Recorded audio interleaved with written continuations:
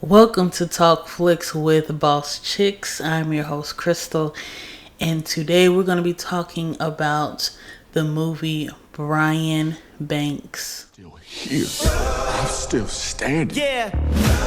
You ever been locked up? It nearly killed me. How did you survive it? Almost did. Then I met a man who showed me a different way. All you can control in life is how you respond to life. I know what I have to do now. My son is innocent! They tried to count me out. You think you'll get another shot at the NFL? Trust me, we got a plan. It's not over. I am innocent, and the truth matters. I know the system doesn't care about me. But you didn't deserve what happened to you. Brian's gonna run out of time. It's not over. I'll tell you what's extraordinary. I am.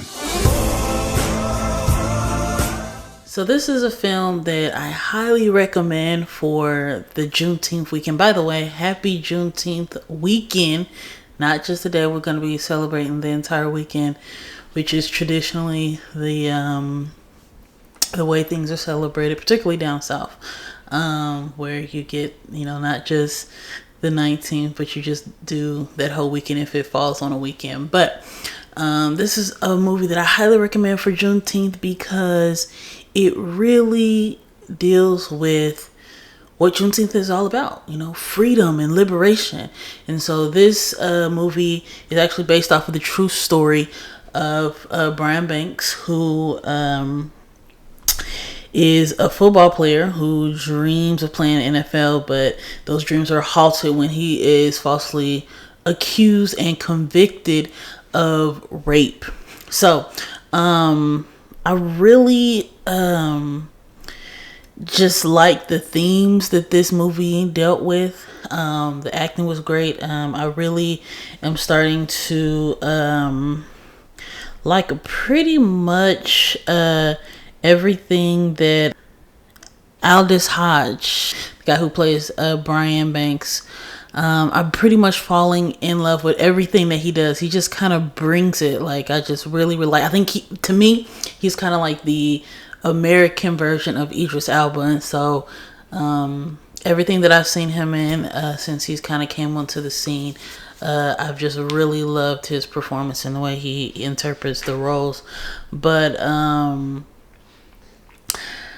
I think that the reason why this movie is so good is because it really makes you think about what is freedom. It's a lot of things this movie makes us think about, and we're going to try to get into all of it in this episode. But one of the things that it really does is it really makes you think about what is freedom, and how do you actually attain freedom? And the thing that this movie ascertains is that freedom starts in the mind. You can't be free unless you're free here first. And I think that is absolutely true. It's a lot of people who think they're free, but they're actually enslaved to, negative thoughts, negative things that keep them locked in a certain position when they're actually destined to be something bigger and greater. So this movie really tackles that issue very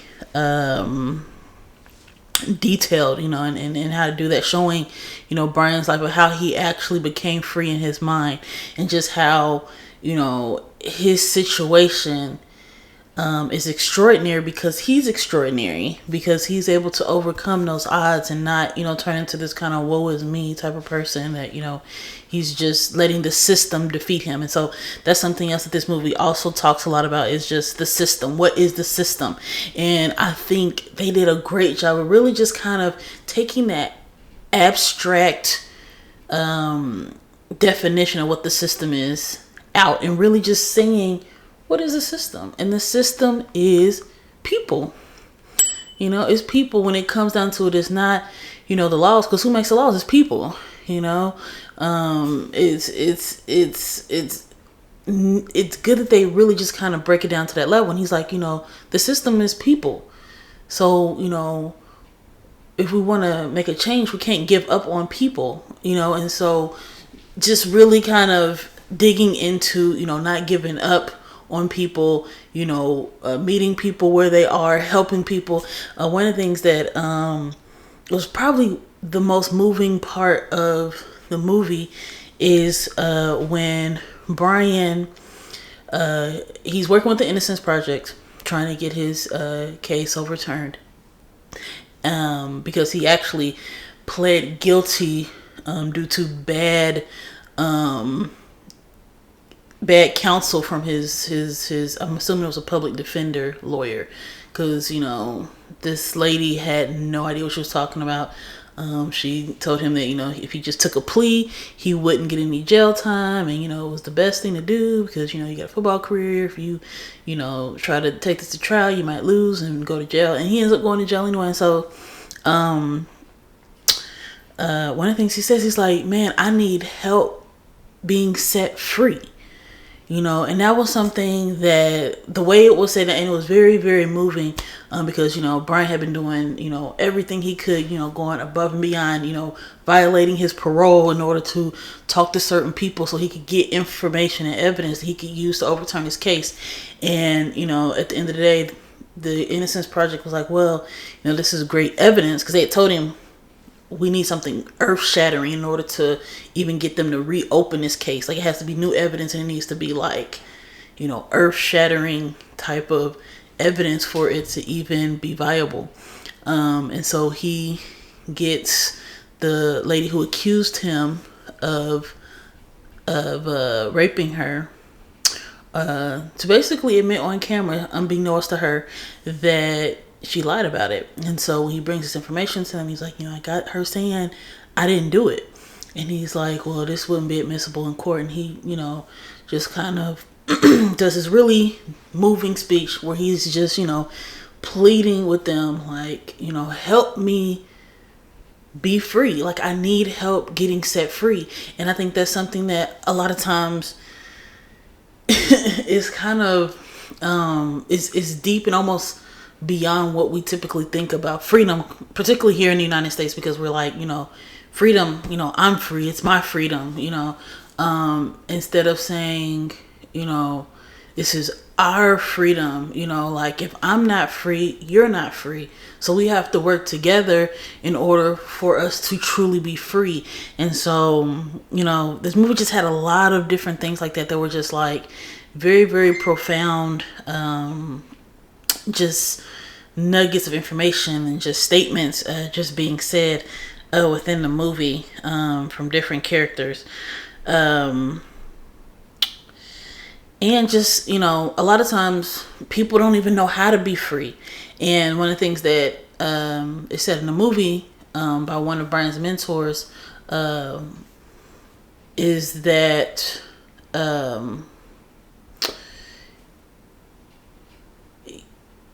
in order to be free, you have to learn how to be free.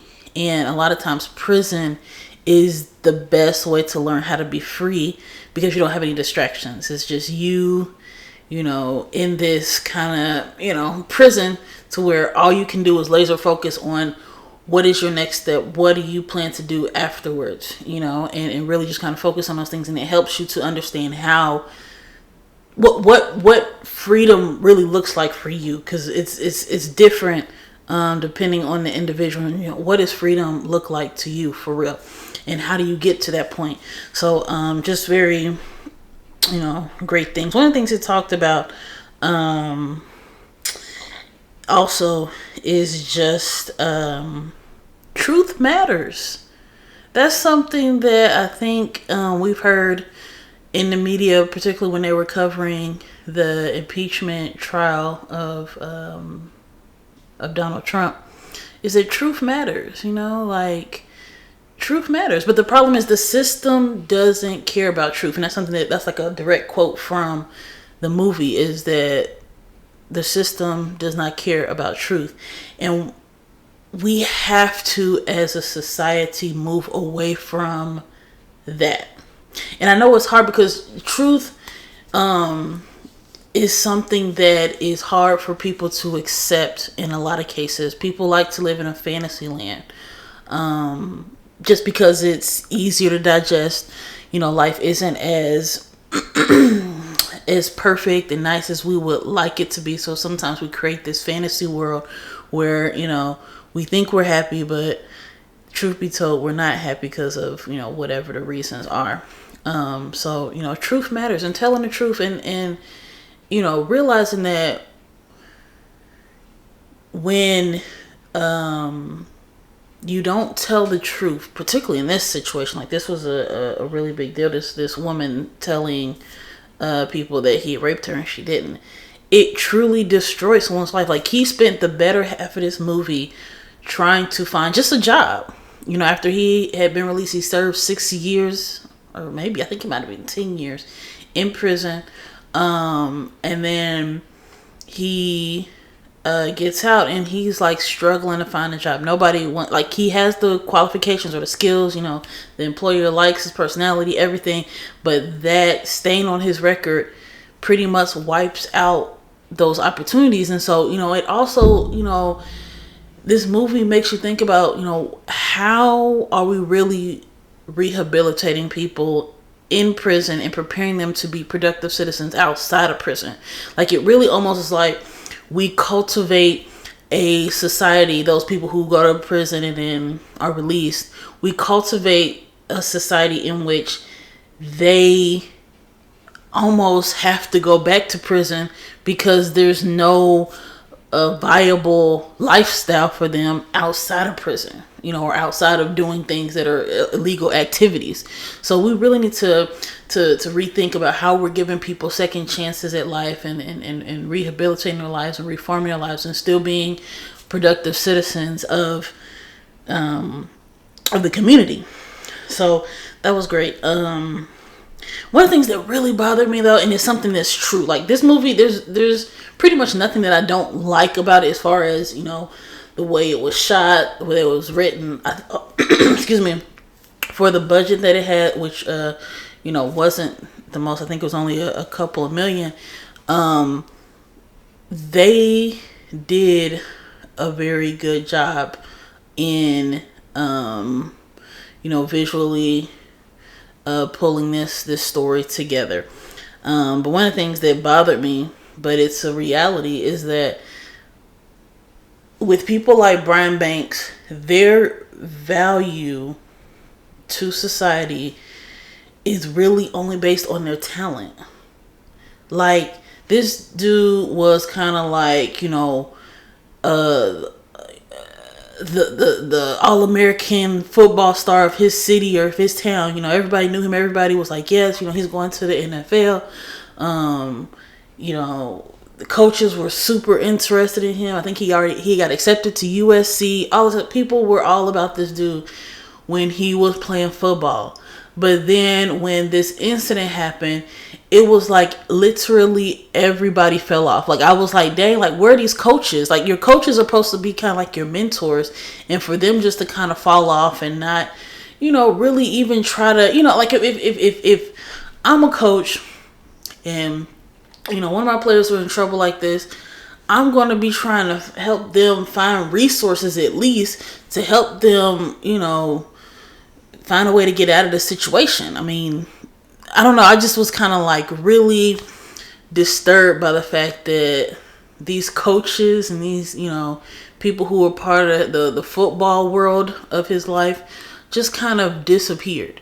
And of course, after he's exonerated, Pete Carroll calls, and the guy who played Pete Carroll, he did a perfect job chewing that gum exactly like Pete Carroll. So that was that was kind of funny.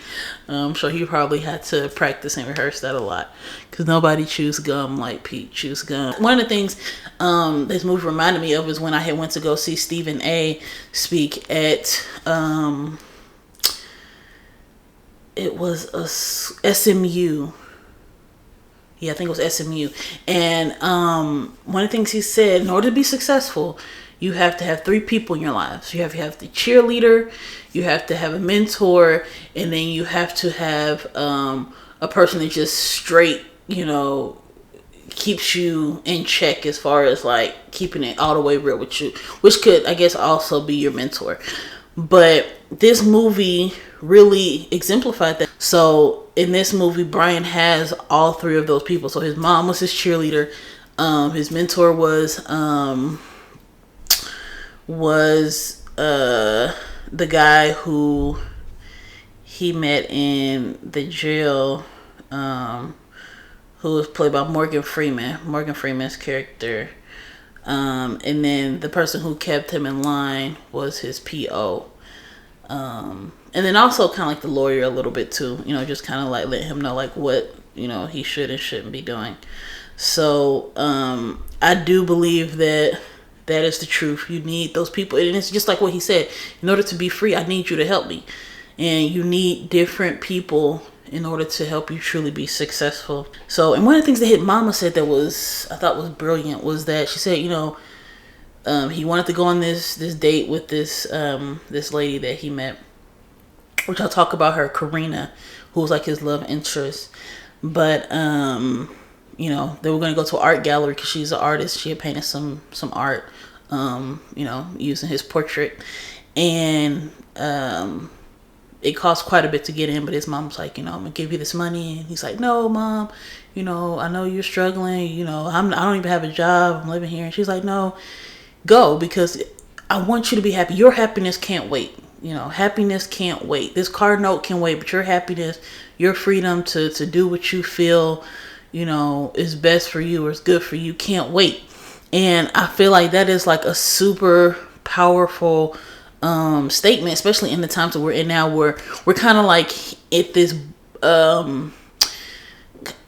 interesting point in history where we're trying to make this paradigm shift in the way our social justice system is, in the way that we police, our country, and just, systematic racism, all of that. We're at a turning point where we're trying to turn in a better direction.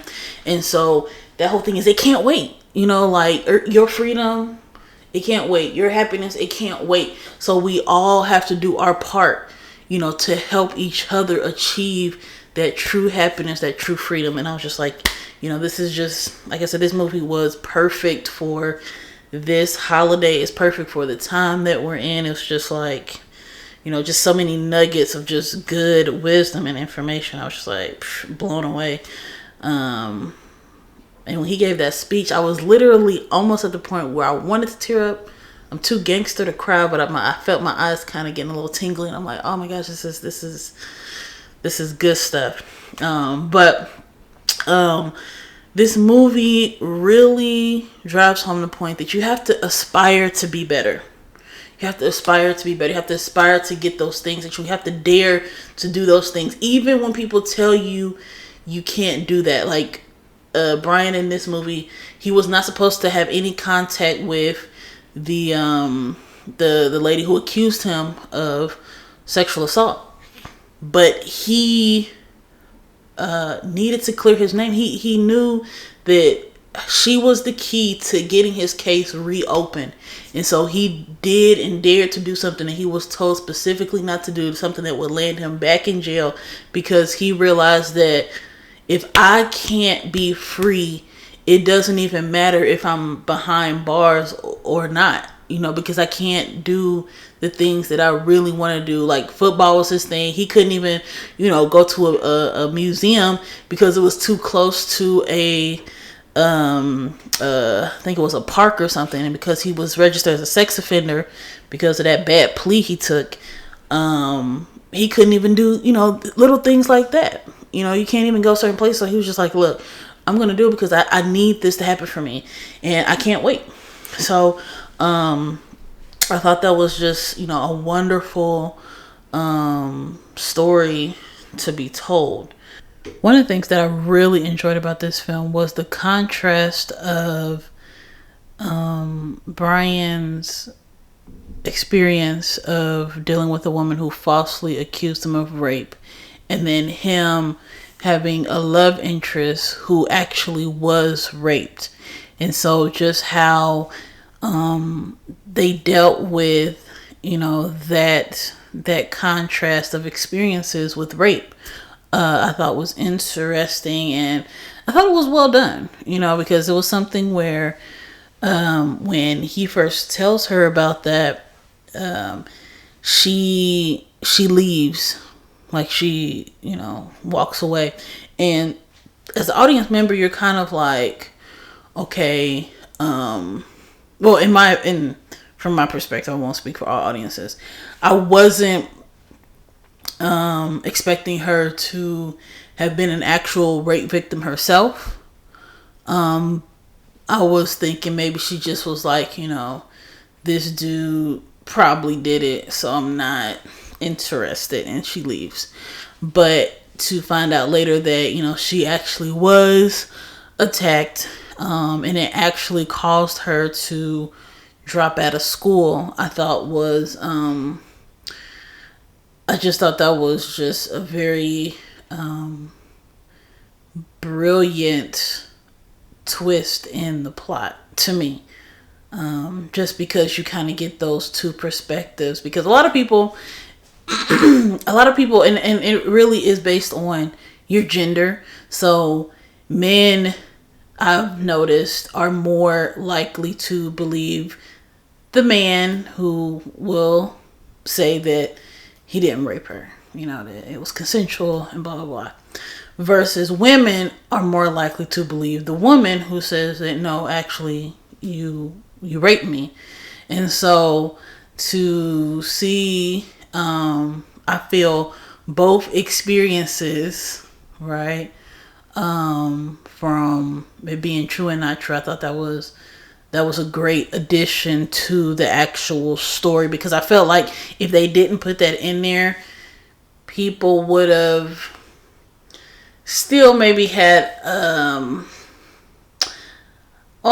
because they show you what really happened, when Brian has this encounter with Tanisha, I think the girl's name is. So you do see that she was lying, but I think that, people, particularly people who are rape victims, may not have been happy with it, just that one perspective. So I definitely appreciated that they put both of those in there, and they showed how, she was able to overcome, I guess, her bias and really get to know him again, going back to that theme of, get to know me. Like, don't just make assumptions about me. Get to know me, before you start saying no or start trying to, deny me the things that I need and I want. And so I just thought that was a very good writing in that regard. But there's some things that we really, have to talk about, and some things that, I want you guys to kind of comment in the comment section, because I have a couple of questions here. Because there were some things that were said in this movie that are true, but then it really kind of made me think about, what are the answers to these questions? So first thing is, what does the system really care about? In the movie they say, the system is broken, doesn't care about truth. What does the system care about? If it's not people and trying to, ensure equality, what does the system want? These are things that I don't know. So maybe you guys can help me out. Let's try to come up with some answers to this. Something else is, when you're on trial, or, you appear in court and you're supposed to have a jury, there's supposed to be a jury of your peers, but why is it that most instances the jury looks nothing like and has completely, totally different experiences in life than the person that's actually on trial? And I know, minorities, it may be difficult finding other minorities to be on a jury, because a lot of times we don't want jury duty because, we have other things we want to do. So I do understand that component, but it just seems like it's always people deciding our fate who have no understanding of our lifestyle, our culture, and it really just kind of skews the whole justice process, in my opinion, because this is not a jury of your peers, not really. They're just people that were randomly selected and decided that, you know, they would do jury duty instead. Another thing is Brian was tried as an adult, and I'm just curious as to what are the requirements for a minor to be tried as an adult, because this was something that happened when he was 16. And yes, rape is an egregious thing, but considering that in this, I mean, according to the movie, and I'm assuming that it's based off of factual stuff, I haven't truly looked into it completely to make sure what was, you know, exaggerated and what was true in the movie, but the crime scene hadn't even been investigated. Like, there was no evidence other than this lady saying that he did it, and then he got bad counsel and then pleaded no contest.